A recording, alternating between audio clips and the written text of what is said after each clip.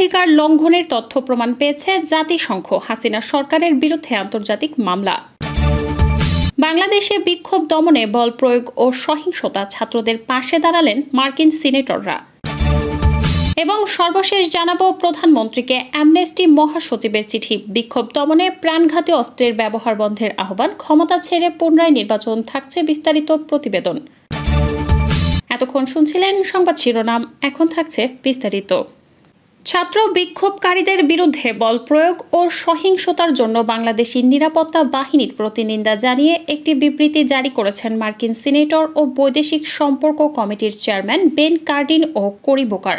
এই ভয়ঙ্কর কর্মকাণ্ডের সঙ্গে জড়িত নিরাপত্তা বাহিনীগুলোর মধ্যে একটি আধা সামরিক ইউনিট রয়েছে, যার সদস্যরা মানবাধিকার লঙ্ঘনের জন্য ইতিমধ্যেই মার্কিন নিষেধাজ্ঞার মুখোমুখি হয়েছেন। বিবৃতিতে বলা হয়েছে, সাম্প্রতিক সপ্তাহগুলোতে দেশে হাজার হাজার শিক্ষার্থী রাস্তায় নেমেছে। বিক্ষোভকারীদের ন্যায্য অভিযোগে সাড়া দেবার পরিবর্তে র্যাপিড অ্যাকশন ব্যাটালিয়ন সহ বাংলাদেশ নিরাপত্তা বাহিনী নৃশংস বল প্রয়োগ করে শত শত বিক্ষোভকারীকে হত্যা করে এবং আরও হাজার হাজারকে গ্রেফতার ও আহত করে। শান্তিপূর্ণভাবে সমাবেশ ও প্রতিবাদ করার অধিকার গণতান্ত্রিক সমাজের অন্যতম ভিত্তি। আমরা নিরাপত্তা বাহিনীর মানবাধিকার লঙ্ঘনের বিষয়ে অবিলম্বে একটি স্বাধীন ও নিরপেক্ষ তদন্ত পরিচালনা করার পাশাপাশি বিক্ষোভকারীদের অধিকারকে সম্মান এবং তাদের অভিযোগের সমাধান করার জন্য বাংলাদেশি কর্তৃপক্ষকে আহ্বান জানাই।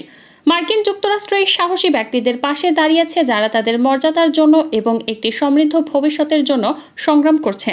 আমরা বাংলাদেশে মানবাধিকারের পক্ষে কথা বলতে থাকব এবং এই ধরনের অপব্যবহারের সাথে জড়িতদের জবাবদিহি চাই। অবিলম্বে কারফিউ প্রত্যাহার, সামাজিক যোগাযোগ মাধ্যম খুলে দেয়া, বিক্ষোভ দমনে গুলি ও প্রাণঘাতী অস্ত্রের ব্যবহার বন্ধের আহ্বান জানিয়েছেন অ্যামনেস্টি ইন্টারন্যাশনালের মহাসচিব অ্যাগনেস ক্যালামার্ড। কোটা সংস্কার আন্দোলনে 2 শতাধিক মানুষের মৃত্যু, লাখো মানুষকে আসামি করে চলমান গণগ্রেপ্তারে চরম উদ্বেগ প্রকাশ করে প্রধানমন্ত্রী শেখ হাসিনাকে লেখা এক খোলা চিঠিতে তিনি এই আহ্বান জানান। চিঠিতে কোটা সংস্কার আন্দোলন ঘিরে সংঘর্ষে প্রাণহানির ঘটনা নিয়ে নিজের পর্যবেক্ষণও তুলে ধরেন আন্তর্জাতিক মানবাধিকার সংস্থা অ্যামনেস্টি ইন্টারন্যাশনালের মহাসচিব অ্যাগনেস ক্যালামার্ড। এই চিঠি অ্যামনেস্টির ওয়েবসাইটে প্রকাশ করা হয়। চিঠিতে তিনি লেখেন, উদ্ভূত পরিস্থিতিতে গোটা বিশ্ব বাংলাদেশের দিকে তাকিয়ে আছে। এ অবস্থায় সরকারকে এমন কিছু পদক্ষেপ নিতে হবে যেন বিশ্ববাসী এটা মনে করেন যে বাংলাদেশের মানুষের মানবাধিকার রক্ষা হচ্ছে। চিঠির শুরুতে ক্যালামার্ড লেখেন, বাংলাদেশে কোটা সংস্কার আন্দোলনের সাম্প্রতিক সহিংস দমনাভিযানের বিষয়ে গভীর উদ্বেগ নিয়ে আমি আপনাকে লিখছি। সহিংসতা বন্ধ, ন্যায় বিচার নিশ্চিত করা এবং বিক্ষোভের সময় 200 জনের বেশি মানুষের মৃত্যুর জন্য জবাবদিহি নিশ্চিত করতে জরুরি ও দৃঢ় পদক্ষেপ গ্রহণের জন্য আপনার প্রতি আহ্বান জানাচ্ছি। ক্যালামার্ড লেখেন, বাংলাদেশের স্বরাষ্ট্রমন্ত্রী গত 28 জুলাই এক সংবাদ ব্রিফিংয়ে বলেছেন যে সহিংসতায় 147 জন নিহত হয়েছেন। যদিও বেসরকারি সূত্র যেমন প্রথম আলোর তথ্য অনুযায়ী সহিংসতায় কমপক্ষে 211 জনের মৃত্যু হয়েছে, এটা বাংলাদেশের ইতিহাসের সবচেয়ে প্রাণঘাতী বিক্ষোভ দমনাভিযানের অন্যতম হয়ে উঠেছে। বিক্ষোভ শান্ত করতে দেশজুড়ে পুলিশের পাশাপাশি র্যাব, বিজিবি ও সেনাবাহিনী মোতায়েন করা হয়েছে। অনেক বেশি মৃত্যুর এই সংখ্যা বিক্ষোভ ও ভিন্ন মতের প্রতি বাংলাদেশি কর্তৃপক্ষের চরম অসহিষ্ণুতার দুঃখজনক অধ্যায় হয়ে উঠেছে। বিক্ষোভকারীদের ওপর প্রাণঘাতী অস্ত্রের ব্যবহার সহ আইন বহির্ভূত শক্তি প্রয়োগ, মানুষের বেঁচে থাকার অধিকারের প্রতি কর্তৃপক্ষের নিষ্ঠুর অবহেলা এবং আইন প্রয়োগকারী কর্মকর্তারা দেশীয় ও আন্তর্জাতিক মানবাধিকার আইনের বাধ্যবাধকতা মেনে চলার ক্ষেত্রে শোচনীয় ব্যর্থতার পরিচয় দিয়েছেন। অ্যামনেস্টি ইন্টারন্যাশনাল গত 10 দিনে বিক্ষোভ নিয়ন্ত্রণের ক্ষেত্রে কর্তৃপক্ষের গুরুতর মানবাধিকার লঙ্ঘনের ঘটনা পর্যবেক্ষণ ও তথ্য উপাত্ত সংরক্ষণ করেছে। পৃথক 2টি ঘটনায় অ্যামনেস্টি ইন্টারন্যাশনাল তথ্য উপাত্ত যাচাই করেছে, যাতে 6 দিন যোগাযোগে বিধিনিষেধ চলাকালে বিক্ষোভকারী শিক্ষার্থীদের ওপর আইন বহির্ভূতভাবে বল প্রয়োগ, আইন বহির্ভূতভাবে প্রাণঘাতী ও কম প্রাণঘাতী অস্ত্রের ব্যবহারের বিষয়ে নিশ্চিত হয়েছে। ক্যালামার্ড লিখেন, আমরা দেখতে পেয়েছি আইন শৃঙ্খলা রক্ষাকারী বাহিনী বিক্ষোভকারী শিক্ষার্থীদের ওপর থেকে গুলির বেআইনি ব্যবহার, শিক্ষার্থীরা আবদ্ধ স্থানে থাকা অবস্থায় যেখানে কাঁদানে গ্যাসের বিপজ্জনক ব্যবহার এবং একে ঘোরানোর অ্যাসল্ট রাইফেলের মতো প্রাণঘাতী আগ্নেয়াস্ত্রের নির্বিঘ্ন ব্যবহার হচ্ছে।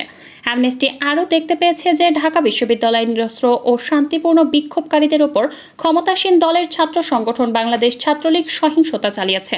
পরে ঢাকা মেডিকেল কলেজ হাসপাতালে চিকিৎসা দিচ্ছেন এমন শিক্ষার্থীদেরও ওপর তারা হামলা করেছে। এই বিক্ষোভের মধ্যে গত 18 জুলাই সন্ধ্যা থেকে বাংলাদেশে ইন্টারনেট বন্ধ করে দেওয়া হয়। তারও আগে দেশ জুড়ে মোবাইল ইন্টারনেটে গতি নিয়ন্ত্রণ করা হয়। কিছু এলাকায় সামাজিক যোগাযোগ মাধ্যম ব্যবহার বন্ধ করে দেওয়া হয়। গত 19 জুলাই ঢাকা মেট্রোপলিটন পুলিশ 144 ধারা জারি করে রাজধানীতে সব ধরনের মিছিল সমাবেশ নিষিদ্ধ করে। গত 19 জুলাই শুক্রবার মধ্যরাতে পুলিশকে দেখা মাত্রই গুলি করার নির্দেশ দেওয়া হয় এবং কারফিউ জারি করা হয়। দেশজুড়ে ইন্টারনেট বন্ধ, দেশজুড়ে কারফিউ জারি করে দেখা মাত্র গুলি করার নির্দেশ এবং ঢাকায় সব ধরনের বিক্ষোভের ওপর নিষেধাজ্ঞা মত প্রকাশের স্বাধীনতা ও শান্তিপূর্ণ সমাবেশের ওপর নজিরবিহীন দমন হিসেবে চিহ্নিত হয়ে থাকবে। এ ধরনের বিধিনিষেধ নাগরিক ও রাজনৈতিক অধিকার বিষয়ক আন্তর্জাতিক সনদ অনুসমর্থনকারী দেশ হিসেবে বাংলাদেশের যে বাধ্যবাধকতা রয়েছে তার লঙ্ঘন। আমরা জানতে পেরেছি গত 23 জুলাই দেশের 6 দিন পর ইন্টারনেট ফিরে আসে এবং 24 জুলাই কারফিউ শিথিল হয়।